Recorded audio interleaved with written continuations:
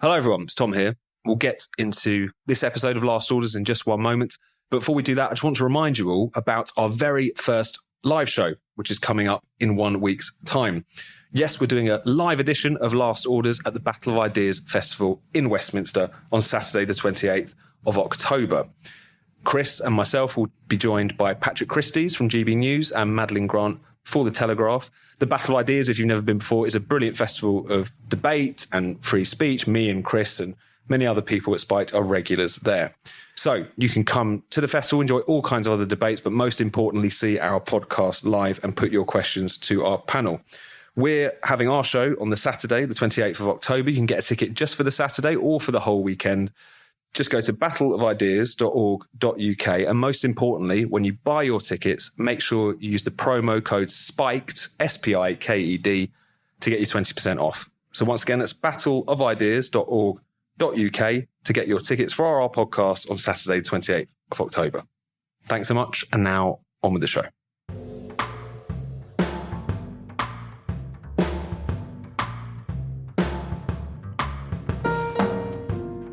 Welcome to Last Orders, the Spike podcast all about freedom and the nanny state.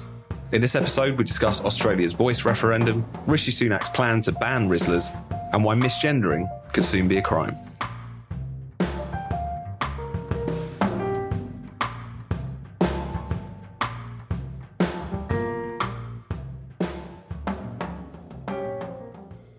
Hello and welcome to Last Orders. I'm Tom Slater, editor of Spiked, joined, as I am in every episode, by Chris Snowdon from the Institute of Economic Affairs. Hello, Chris. Hi, Tom. Hi, listeners.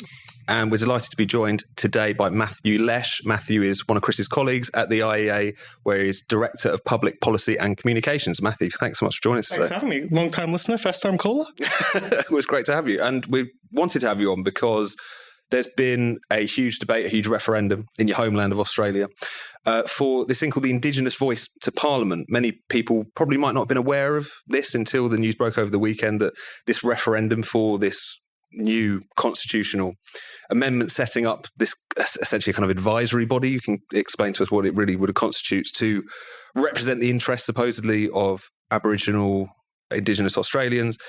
Very roundly rejected by the voters, north of 60% no vote, I understand, in the midst of a pretty bitter campaign, it seems like, where, as ever, you had one side declaring itself to be on the right side of history, but turning out to be on the wrong side of the voters, as it turns out. Do you want to tell us a little bit more about what was this proposal and why do you think voters rejected it so resoundingly over the weekend? Yeah, so in theory, and in fact, for a long period of time, this was actually relatively uncontroversial. This is this idea to say, let's create a representative body or advisory body of Indigenous Australians who can advise on Indigenous issues with the ultimate goal that if we can get better consultation with Indigenous people, then we can help address the kind of Indigenous disadvantage that is really kind of like a wicked policy problem of Australia. And I mean, that final part, there's a broad consensus. Everybody wants to address the issues faced by Indigenous Australians, particularly in remote and rural communities where there's huge differences in life expectancy and quality of life and health and crime rates and all these other terrible things going on. What we found with this referendum, though, which despite having 2/3 of the public supporting it according to the polls a year ago, was the more people found out about it, the more they thought about it, the more it was rejected. So there's a few elements here to it. The first element is probably this broad principle case that by creating this body, by putting in the Constitution, what you're effectively doing is almost creating a kind of de facto third chamber of the Australian Parliament that only exists and serves to represent a relatively small part of the community, and it would be effectively dividing people by race. Australia already has a parliament. It already has actually quite a number of Indigenous representatives in the House of Commons, in the Senate, and that it wasn't really necessary to create another body, and that this was divisive as a result. But at the same time, there were also a bunch of practical concerns here where the government would basically put up what was an enabling clause into the Constitution. They didn't actually need to do that. They could have just passed legislation to create this body. But then they refused to state how it would function, what powers it would have, who would be on it, all these kind of basic details, at the same time as refusing to say or really explain how it would actually improve Indigenous outcomes. So in the process, it was creating kind of a lot of legal uncertainty. We see a lot in the UK context how activists like to use certain, legal judicial review to stop government policy. Well, the voice was designed not only as a voice to Parliament, but also a voice to government. So basically, because any issue could theoretically impact Indigenous people, the result could be that you could have any decision made by government could then end up in the courts because of a failure to consult.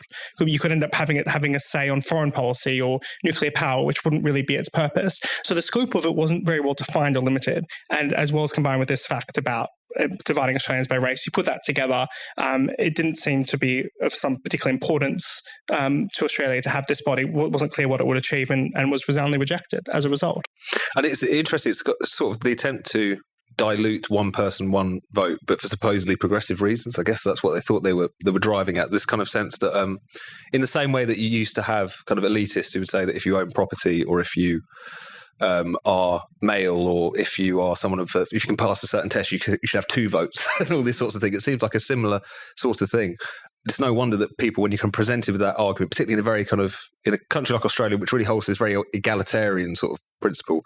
But could you give us a little bit of a flavour of how nasty the debate got? Because from the outside, there's a few things that really reminded me of the Brexit referendum, even the Donald Trump campaign, where Australians who were thinking about voting no were very consciously and explicitly referred to as dim deplorables of one flavour or another.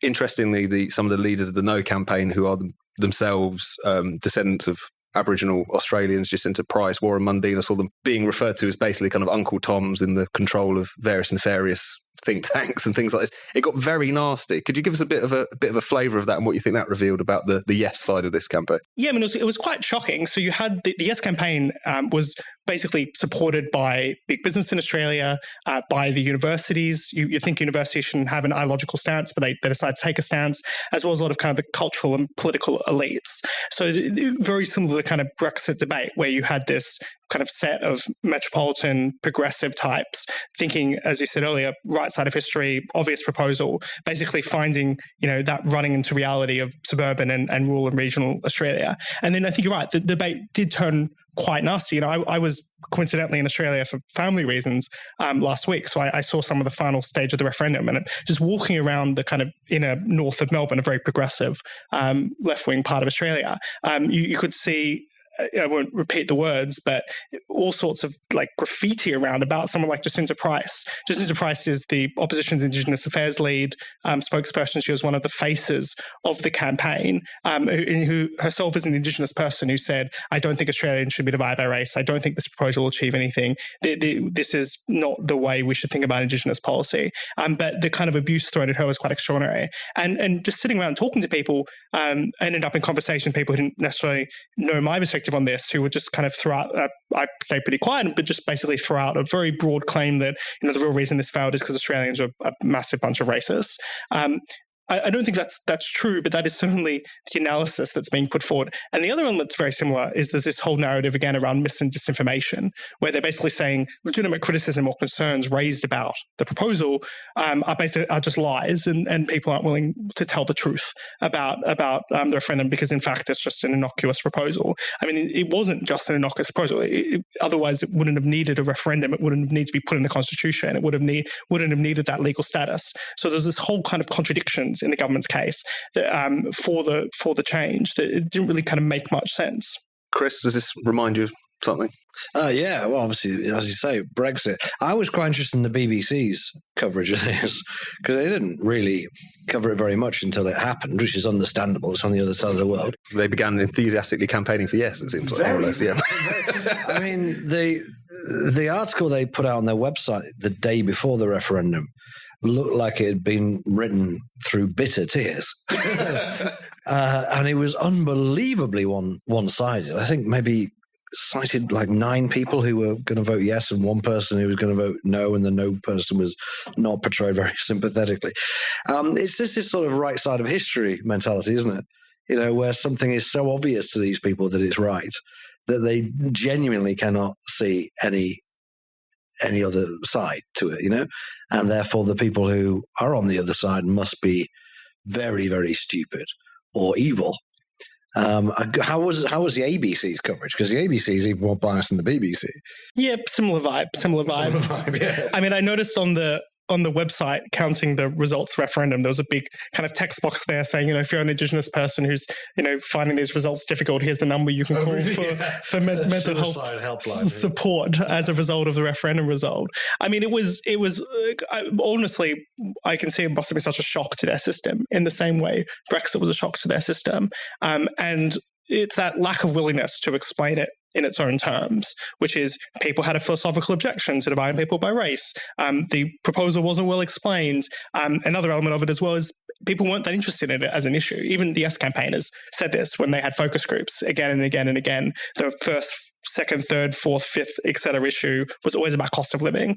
And in a sense, the timing of the referendum was very poor for them because interest rates have gone up 10 times over last year, et cetera, et cetera, et cetera. People aren't that interested in this kind of identity politics stuff at the moment when they've got really quite real wallet issues, or cost of living issues. So it didn't really work with the government doing it. And there's also even some interesting talk that the government held back other policies because they wanted to focus on the referendum. So it just feels like it's a big distraction from issues that actually matter to people day to day. We had Nick Cater on the podcast last year, I think, explaining this, and he was against it, and he gave some what seemed to me pretty solid, principled reasons to be against it. But the BBC just didn't even really mention them. They sort of tried to mention some of the reasons that no campaigners had given, but would always then say, but experts have said this is not true.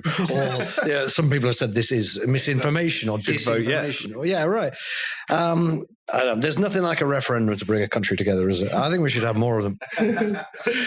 I'm thinking about that. I mean, one thing that's been quite telling is that, since our own referendum, the losers on that side have not taken it particularly well. And it's kind of coalesce into a whole identity for them. Matthew, are you worried that this is going to kind of entrench divisions, or at least the kind of losing side, the kind of the elite Yes campaign, will take this as an opportunity to just pursue the kind of scorched earth policy we've seen? Because it does feel like, in a way, this confirmed every prejudice that they were airing during this campaign. This place is full of racists. They're all scumbags. Of course, they're going to vote no. They're all idiots, and they're listening to misinformation. Do you see this being a case that they've had the referendum now, they're going to move on, or is this something which is going to be a kind of open sore for the? Yeah, I mean, I think at a broader community level, I don't think it's going to be divisive in the same way as Brexit. And a big reason for that is that nothing happens now. So Brexit was a process that then needed to unpack itself over several years and needed some institutional changes, and it was all kind of technically very complex, which then I think attracted a lot of anger and fury. So it's difficult to see how this as a specific issue will continue, because I don't think they're going to try to do another referendum like this. And in fact, for those interested in whether Australia become a republic, that's probably off the table now as well. The government's not going to want to do any more referendums after this quite embarrassing failure for what was one of their flagship policies of the Prime Minister. I think at the same time, though, you're going to see that narrative amongst the kind of chattering class become even more prominent. And there's been some of this in the recent days where there's a bit of commentary on the lines of the government's not willing to talk about how this was all driven by racism and disinformation because they want to move on. There's a bit of a narrative around the moment about and this was something that was used by the No campaign as a reason to vote against the Voice. There's something about a treaty and some kind of reparation payments and all those other kind of policy ideas that float around. It's not as clear that's going to happen at the federal level, but it's a lot of the state governments are now pushing that kind of an approach where they want to sign treaties with various different Indigenous groups within their state. So I don't think this as a policy issue is going to go away. And this kind of identity-focused politics, I don't think there's going to be any more referendums, and the public probably aren't going to be asked their opinion on anything like this anytime soon. But at a more micro level, I think you're going to see a lot more of that kind of focus. It was a bad weekend for the BBC because the very next day, Jacinda's old party got booted out in New Zealand, didn't they? So it's down under. Some terrible news. And again, bitter tears, you could tell, have been spilled on the BBC's report. Couldn't really understand it. But she was so popular. They had such a wonderful COVID response. How can anyone do this? How can the Libertarian Party get 10%? So yeah, it was a tough weekend for the BBC. But then the next day, I think the Polish Populist Party kind of lost votes. So they were there was something to cling to after that point. Portland Place. But no, a nice reminder of the fact that on the one hand, so many of these trends are sort of global, at least across the Anglosphere, but also that voters are a brilliant bulwark against all this kind of nonsense. Chris, should we move on and talk about some more of the anti-smoking, anti-vaping policies? I mean, last on the last podcast we were talking about. It was almost. I almost feel like we underplayed it slightly because it was before the actual announcement. Yeah. Since we were ahead of the curve. We were ahead of the curve. The podcast itself came out like 4 days later.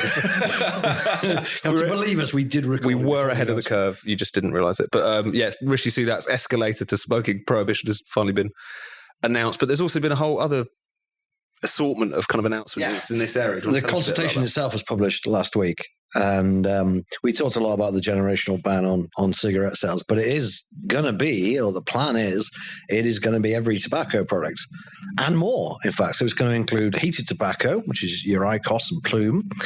It's going to include snuff, which I don't think is a big seller amongst young people, but I could be wrong. Cigars, again, not big sellers amongst people, but pretty popular with politicians, wealthy people. I mean, a lot of people, anyone who goes to a wedding. Are we really saying that people born before 2009, after 2009 should never be able to buy a cigar? I don't know. Guess we are. And Rizzlers, or cigarette papers, are going to be included, which is going to be an interesting one. I've been wondering recently when we're going to hear from the drug reform community on this issue, right? Because as I probably said last time, this is basically opening up a new front in the war on drugs. And you would think that the various kind of anti-war on drugs, pro-legalization, pro-decriminalization campaigners would be against this stuff from Sunak. But with the exception of Volt Fass, I haven't seen anybody mention it, which makes me think actually they're not really against prohibition. They're just in favor of Class A drugs. But yeah, maybe the ban on cigarette papers will rally them to the cause. Because we're effectively saying that no one born after 2009 will ever be able to skin up. They'll have to resort to bongs. I know. Can you buy those legally? As some sort of, I don't know, ornament? Bongs? Yeah, can you buy those legally? Yeah. Okay. Well, you have the stoner shops all over the place. They sell everything but the weeds. There's always a way around these things. Indeed there is, but you won't be able to get any tobacco. You won't be able to mix it with tobacco. So there's a lot there, in addition, of course, to all the vaping stuff, right? So you've got a potential ban on flavours. Which is a pretty broad category, very important. I mean, that would be the worst thing of all not from my personal point of view, because I'm one of the weirdos who actually vapes unflavoured, but nearly everybody vapes flavours, by which I mean non-tobacco flavours, fruity flavours. Stella Creasy was on TV, wasn't she? Did you see that? No, I missed this. Stella Creasy was on that daily politics programme saying that bubblegum flavoured vapes, they're obviously only designed to attract children. Well, I know people who vape bubblegum flavours and many other similar fruit flavours. And it turns out that Stella Creasy is more or less addicted to Haribo. On a number of, many tweets. She goes on and on about Haribo. Loves the stuff. So, maybe it's not just kids who enjoy fruity flavours. Maybe it's not. Maybe it's not. So, yeah, loads of stuff in there. Now, genuinely, my dear listeners, respond to the consultation. It's a fairly straightforward consultation, no more than 300 words per question, and tell them where to stick all of this stuff. Definitely. Before it happens. I mean, now that the ban has properly been announced, because obviously, as I said last time we talked about this, it was in the offing. We assumed it was going to happen. Insider knowledge from well-placed Westminster sources. Exactly. Now that what's your sense of it now? Is it really kind of lost, the fight against smoking prohibition, do you think? Because we do have this cross-party consensus on it. Wes Streeting was already floating the idea before. Sunak picked it up. It was fascinating how, I don't know, the announcement wasn't absorbed in a way that it was seen as a big radical change. It felt like people were seeing. I don't think people really understood it properly, to be honest. It's quite complicated, it's quite to be fair. Weird policy.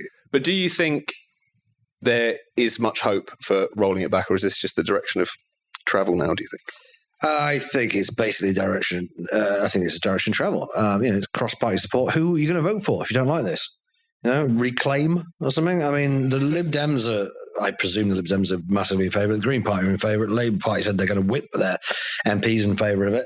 You'll get the awkward squad from the Tory party vote against it, and I think we should encourage as many Tories as possible to vote against it. I think this needs to be a bigger fight than Rishi Sunak is expecting. I expect the opinion polls to change somewhat. I don't expect we'll get a majority against it, but I think when people really start thinking about what this means, I can think of about 10 good reasons why this is a bad idea, right? Just from the absurdity of it to the enforcement of it to the hassle to retailers, all sorts of different reasons, a slippery slope, everything. So I think it will probably happen. I think the government will probably lose too much face if it doesn't happen. But in a sense, my position now is, we probably lost this war. Bring on the black market. Just bring it on. Do you know how much a pack of cigarettes is these days? You still smoke? Do you smoke? No, I smoke cigarettes, roll-ups. Pack of cigarettes. Like 15 quid. This is ridiculous. 50. And why is anybody, I'm not encouraging anyone here to break the law, but why do people spend £15 a pack of cigarettes when you can get them on the black market very easily, or get them from abroad at a third of the price? If the government wants this to be a black market activity, if it wants to open a new front in the war on drugs, just bring it on. We've got our episode title here. Bring on the black market. The government doesn't deserve to earn £12 billion from smokers, people who they vilify and treat more or less as second-class citizens. So, let's get it. Enough of this death by 1,000 cuts, which we've seen for decades. Just get on with it. And frankly, I'm on the side of the smugglers.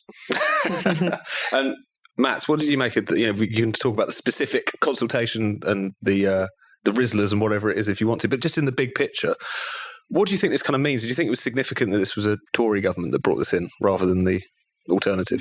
Well, I mean, it is shocking in the sense that the UK seemed, at least in the broader sense, to have a very positive approach to tobacco harm reduction, encouraging people onto vaping. There was a reduction in cigarette smoking. Everything was kind of going on track until this moment where we have this kind of like moral panic about vaping, and then this thought bubble from the Prime Minister about banning cigarettes, basically almost coming out of nowhere, other than this might be a little bit popular in the focus groups. I'm and he doesn't like smoking. And he doesn't like smoking. Doesn't like drinking either. But he does like maths. So therefore, advanced mathematics is mandatory until you're 18, and smoking's banned. I mean, sometimes it can just be as simple as that. People try and think, it polls well with Red Wall. But no, so maybe this guy just is, authoritarian, and he wants to force people to do things that he likes, and he wants to ban them from not doing things. I do have a slight hope that there might at least be some possibility of a delay or pushback in this, because there is, in a technical sense, limited parliamentary time between now and the next election. These things often take longer than people think. There's international events that take up parliamentary time because they feel a need to debate everything. Somebody's dog will die and they'll feel a need There'll be lawsuits probably too. There'll probably be lawsuits. But Labour want to do it even more than Tories do. So it's going to make no difference. Which means, if there is some kind of slow pushback against it, there might be a feel, and it's delayed. There's a possibility it might happen. It probably will happen, but I wouldn't completely lose all hope like Chris. It does seem to me, both though worryingly in the cigarette sense, but also in the vaping sense, you're going to be a lot more illegal products. I was quite stunned by some of the work Chris has done into banning single-use vapes, that in fact most children who are vaping are already using illegal products. They're already using products that have things like lead and nickel in them. So therefore a ban on something that people already shouldn't have access to, it doesn't really make any sense. And a ban might just lead not only to a black market in terms of lost government revenue, but also actually a more dangerous product. Again, this is exactly the same argument we use about cannabis, and it applies just as true to this case. So I wonder if you're going to say the same thing with cigarettes, which is you're going to end up having more dangerous cigarettes. You can have more health issues out of them. Do you see much vaping in Australia when you were back there a few weeks ago? There were vape shops around in Australia. Right. They claim to only be selling vapes that don't have nicotine in them. I didn't personally go in and try to purchase any, but I was shocked by how many vape shops there were around. I don't think you can really make a business from selling nicotine-free vapes myself. Well, I suspect... Don't want to dob anyone in, but it seems like maybe there's... All around the place, not even just... In the UK, it's kind of just corner shops. But these were like explicit vape shops all over the place throughout the city. We'll start to see shops saying, not tobacconists or something, but they'll sell it under the counter. But you do think, especially after all of the years of trying to make smoking as kind of marginal practice as possible, you can't do it here, you can't do it there. It basically got down to the point where the place you definitely knew you could smoke was just in the park or in your own home. But even that wasn't good enough for these people. You cannot be allowed to enjoy this habit in your own time. Can't appease these people, folks. Vapors should bear that in mind, as should drinkers and gamblers and eaters. I'm trying to warn you. I've been banging my head against a brick wall for 15 years trying to warn people. Nobody really paid any attention. So bring on the black market. This is Chris Snowdon's "I told you so" episode. It is exactly. Sort of black pill Snowdon. Yeah, so you fools. We should talk about briefly about another policy, a liberal policy, which the Labour Party are apparently mooting. So we talked a little bit last week about how they've kind of quietly embraced identity politics. Keir Starmer is seen as quite a pretty middle-of-the-road character. Quietly, he was taking the knee and everything. Well, he was. But since then, there's been this kind of sense he just needs to be always pictured next to the Union flag and, et cetera, et cetera. There's been this attempt to make him look very boring and not particularly radical on a lot of these questions. But behind the scenes, and not really that behind the scenes at all, it seems like the kind of policies they're thinking about in relation to race and gender are very much along the lines of sort of woke authoritarianism, really. So last time we talked about this kind of race equity legislation, which has been mooted by them. But since then, we've had the Mail on Sunday, which has suggested that they want to essentially make various different forms of what is seen as transphobic abuse a form of hate crime. There is particular concern that misgendering individuals, referring to them using names or pronouns that they don't personally identify with, are going to become kind of aggravated offences under hate crime law. And this isn't really necessarily an outrageous, unfounded concern, given the fact that even with the laws we've already got, we've had situations in which people have been hauled through the courts for essentially speech which doesn't accord with how a transgender individual sees themselves. Chris, do you feel like we were heading in this direction where this was concerned? We've had kind of all kinds of different sort of hate speech rules. We've had hate crimes expand far beyond what I think people assume they are, much more into speech. But it looks like if Labour gets in, then we're going to see that expanded even further. Are you surprised by this? So the idea is, if I refer to a trans woman as a man, I'm breaking the law. I can be. You'd also then have to be assaulting them, or do you? It would be. I think it would be an additional longer sentence. Well, the issue is that's that what hate crime originally was. I had to actually commit a crime, then it would be an aggravating factor. But over the years, the crime bit has really been put out the window. The issue is, as far as I understand it, and of course this is all speculative at this point. This is something which has been announced in some way, shape, or form, but the Mail on Sunday have got a few more details on it. The issue here is what crime is it attached to? So, for instance, if you're talking about assault, as you say, that's kind of hate crime as people would previously understand it. Someone's beaten someone up because they dislike their religion or their race or what have you. In this case, gender identity. The problem is when you get to things like harassment, which is a very kind of slippery sort of area often. So you'll have there's already been cases in the United Kingdom. There was a street preacher in Leeds who actually got convicted of harassment. It wasn't a transphobic hate crime because that offence doesn't exist, but he was convicted of harassment, later overturned because he misgendered a trans person that's on the street, essentially, in a kind of slightly testy exchange as a kind of Christian street preacher. So I think the concern is that you would essentially, because you've got quite nebulous crimes such as harassment on a one-to-one basis, or it might be discrimination in a workplace. Right, so let me get straight. That would be the issue. So misgendering someone is already a crime in that instance because it was used as harassment. In that case was overturned, but there have certainly been cases where people have ended up with a conviction because their misgendering of someone was interpreted as harassment, if you see what I mean. So it's not about making a specific offence where this is concerned. The issue is that it would become a kind of aggravating factor in another offence, which could be harassment or discrimination, which can often be quite nebulous. If you're talking about an employer who may be, or someone who works at a particular company who might not want to go along with some of the gender ideology stuff, you could easily see. Because Graham Linehan got sort of done for harassment, didn't he? He got visited by the police and warned off. He got harassed, basically. Yeah, he got harassed by the police for harassing people. That was just something he said on Twitter, yeah. I imagine. I have to say, as a matter of principle, it's never made that much sense to me to treat a crime differently on the basis of whether or not it's touching on gender, race, or whatever else it is. So in that sense, this seems a bit crazy. Although there are a few rich parts of the story. The first one was the anonymous Tory source talking about how police are acting inappropriately, about how seen people arrested for misgendering. I'm like, well, if only you anonymous Tory source knew someone in a position of power that could possibly influence legislation more broadly. I mean, I can't take them seriously on any of this. The governments that are doing the online safety bill, the governments that's completely failed to reform Section 127 of the Communications Act, that makes it illegal to offend people, all sorts of other hate crime laws that haven't addressed. It just feels like they're going to try to create something here where Labour is on the wrong side of this particular trans speech issue or free speech issue without themselves actually having done the hard yards. I will say what worries me more about a future Labour government is not necessarily this, but there's a few other proposals floating around about speech rights that could be impacted. One of the ones that comes to mind is this Law Commission proposal that the government almost did, although pulled back from, where they were going to make it an offence to intentionally cause serious emotional distress and create a very broad offence that really flies in the face of the existing law, which kind of tries to set an objective standard of offence, there is no objective standard of offence. But the idea of a serious emotional stress was you could basically find yourself doing something criminally wrong for how somebody else felt about what you said. And it seemed an obvious example to me would be a Charlie Hebdo cartoon that indeed is intended to cause serious emotional distress. It's intended to be provocative.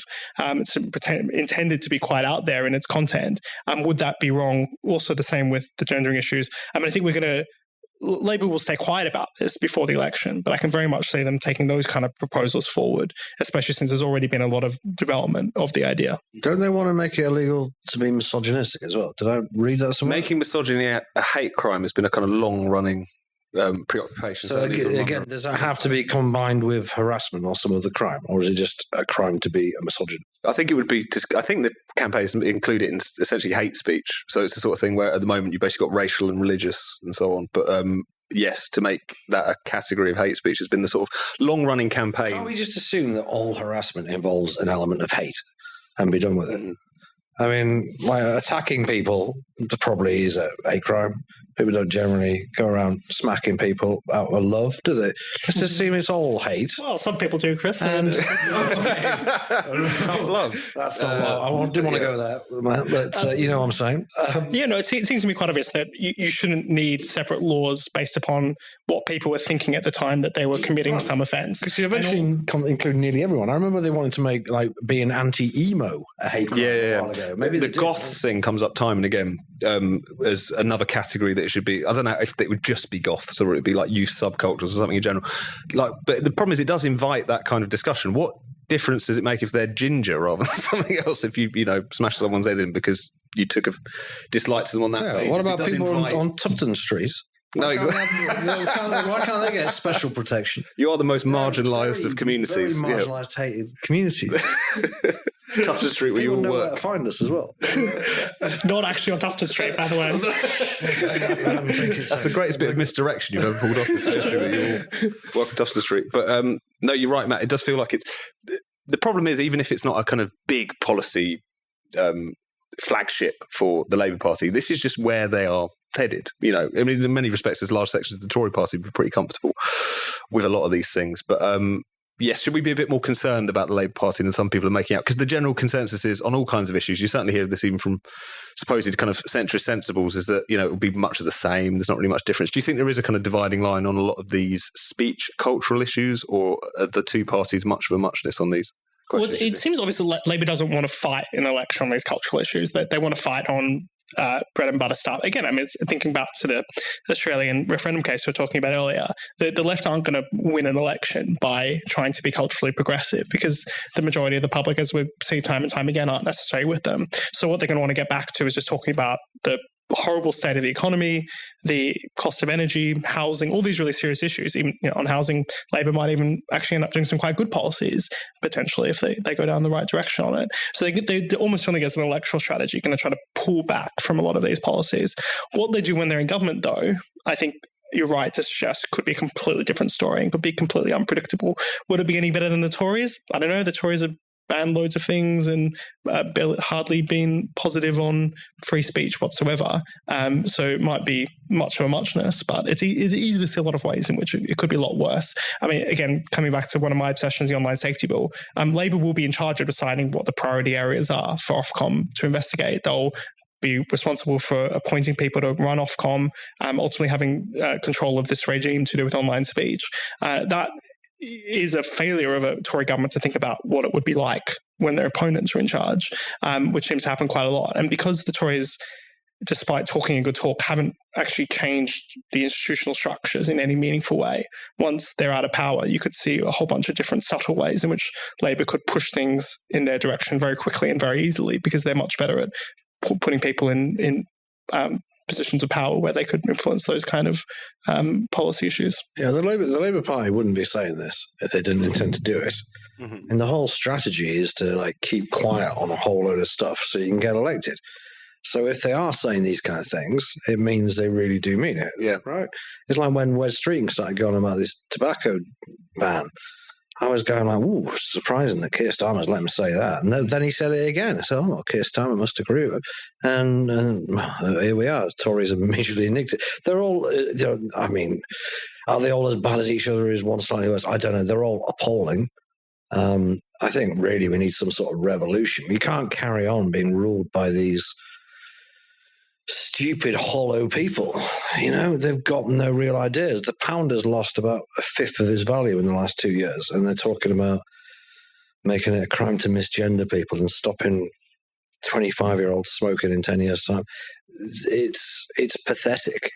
Isn't it pathetic? I know week after week. It's both authoritarian and pathetic at the same time. They just sit it's around weird thinking of things to ban. Mm-hmm. They're unable to create anything, so they just have to keep destroying things and increasingly stupid and trivial things. It's a fundamental unseriousness. Yeah. This is what Rishi's tried to make his whole new narrative about, long-term decision-making. And he thinks long-term decision-making is banning cigarettes. It's forcing people to learn mind-boggling. Pretty pathetic, folks, but there we are. There we are. It's a rainy day in London, and things ain't getting any better. Chris is a bit sad, I think, as you could tell from... He gets very affected by the weather. He's one of those. Should we reach into the postbag? Oh, yeah. Postbag. It's bulging, eh? So, we've got a few here. First of all, we've got a bit of fun abuse, actually. I say abuse, it's the usual sort of boilerplate.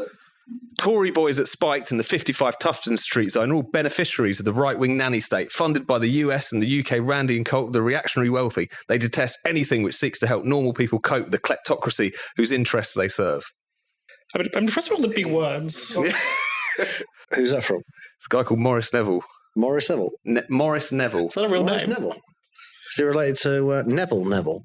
Gary Neville's father. But if you're listening, Maurice, please get in touch. Well, I mean, what can I say, Maurice? It's like you have a window into my soul.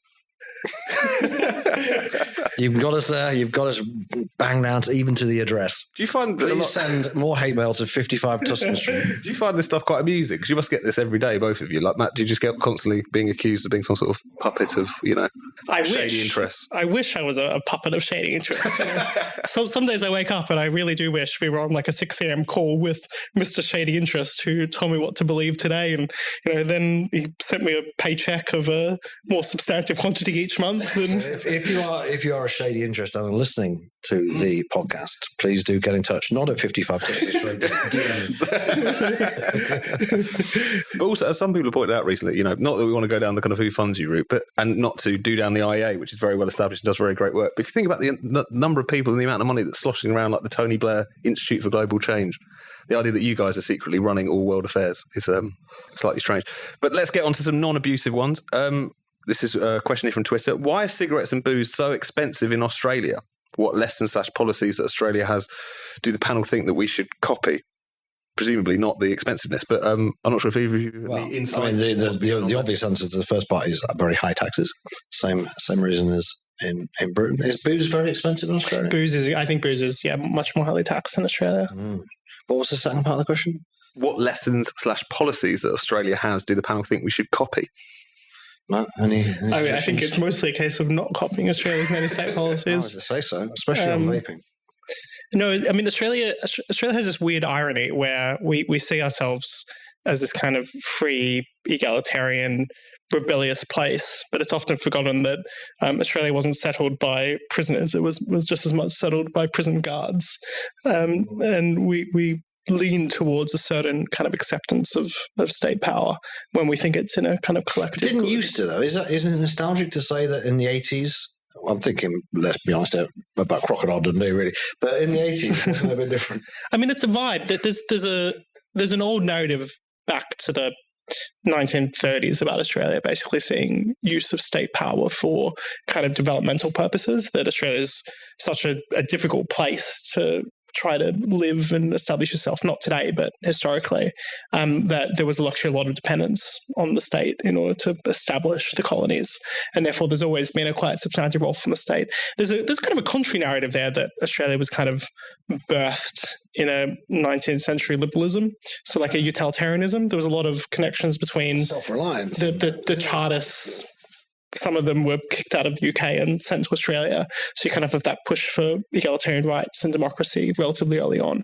So there's kind of mixed influences depending on which angle you want to take. But these days, there is just a lot of acceptance of nanny status kind of policies. Although the UK could be worse. No one's banning cigarettes in Australia just yet. So.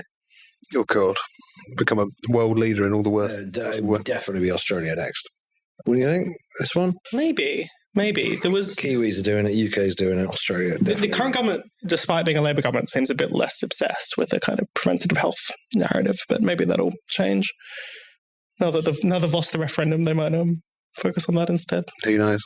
We've actually got a few questions about that, which I think we've already answered insofar as the one here about... I'm going to read this out just because I like the phrase that it begins with. The coastal metropolitan brunchies, I don't know if that's an Australian thing, are blaming mis and disinformation for their epic flogging in the voice referendum, I'm sure, saying it will have to be sorted out in a threatening manner on TV. So is that very much the sense, Matt, that it's kind of like that unfinished business, you think, as you were talking about earlier? Yeah, I think there are some concerns. There's a federal government proposal at the moment for kind of truth in political advertising, which is effectively an attempt to create a mis/disinformation law and effectively give some kind of legal authority the capacity to decide whether or not you're telling the truth during an election campaign, which has obvious authoritarian overtones. You have someone deciding whether or not your claim is reasonable to put forward during a political battle. I mean, a lot of this stuff... It does, but at the same time, it would kind of teach your politicians a lesson.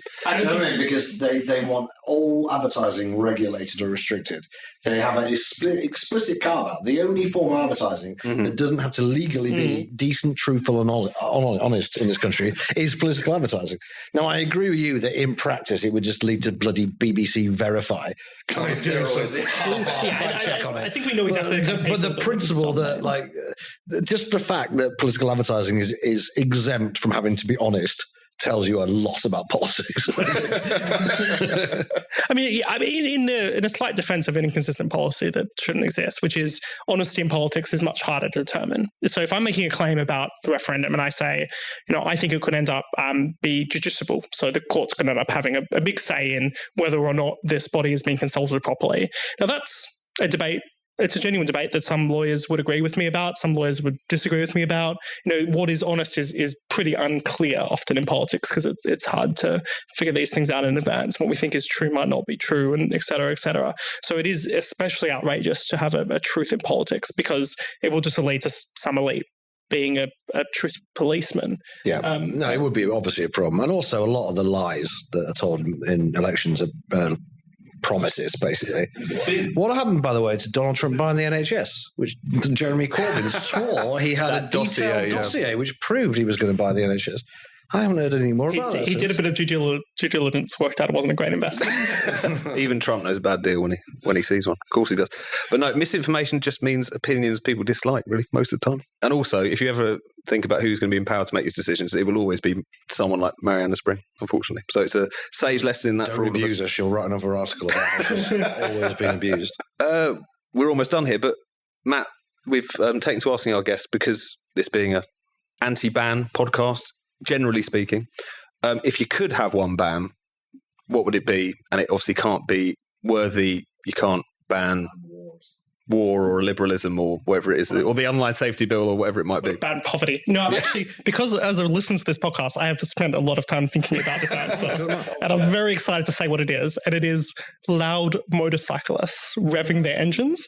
I find nothing more insufferable than this unnecessary sense. I live on a main street where for no particular purpose, they're creating a massive disruption to everyone's lives, and it frustrates me no end. I did have a thought that you could have kind of like noise sensing missiles. If you just had one missile, it would probably teach them a lesson.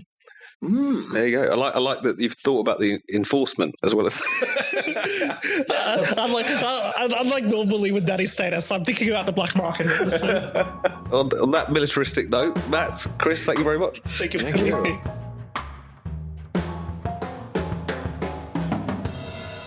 You've been listening to Last Orders. Be sure to subscribe to this podcast wherever you get your podcasts. Please do take a moment to leave us a rating and a review. And if you'd like to support the show, why not become a Spiked supporter? Just go to spiked-online.com/supporters to sign up. That's spiked-online.com/supporters.